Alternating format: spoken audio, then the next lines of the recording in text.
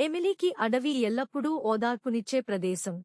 ఆమె తన కుటుంబం మరియు ఆమె సంఘం యొక్క అంచనాల నుండి తప్పించుకోగలిగే అభయారణ్యం. ఇక్కడే ఆమె అతనిని కలుసుకుంది.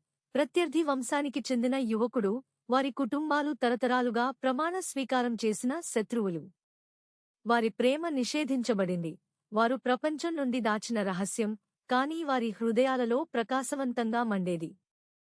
వారు రహస్యంగా కలుసుకునేవారు.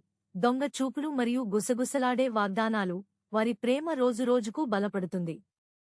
రోజులు వారాలుగా మారడంతో వారి ప్రేమ మరింత నిర్లక్ష్యంగా మారింది. వారి సమావేశాలు మరింత తరచుగా మరియు మరింత ధైర్యంగా మారాయి. వారు అర్ధరాత్రి తమ ఇళ్లలో నుండి బయటకు వచ్చేవారు. చనిపోయిన రాత్రిలో కలుసుకుంటారు. వారి ప్రేమ చీకటిలో దీపంలా ప్రకాశిస్తుంది.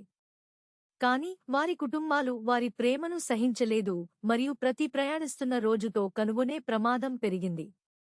ఎమిలీ కుటుంబం నిర్దాక్షిణ్యంగా ఉంది మరియు వారు తెలుసుకుంటే వారిని వేరుగా ఉంచడానికి వారు ఏమీ చేయరని ఆమెకు తెలుసు. ఒక రాత్రి వారు చేయి పట్టుకుని అడవి గుండా వెళుతుండగా వారి వెనుక కొమ్మలు విరిగిపోతున్న శబ్దం వారికి వినిపించింది. వారు ఎమిలీ సోదరుడిని చూశారు.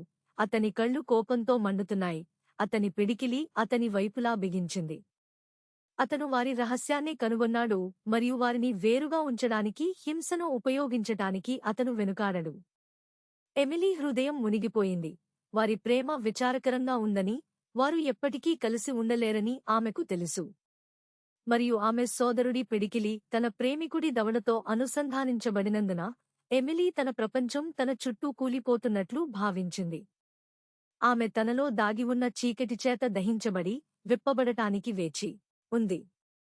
ఆపై ఆమె తన స్వరాన్ని విన్నది. ఒకే ఒక్క చిల్లింగ్ పదం, నాది.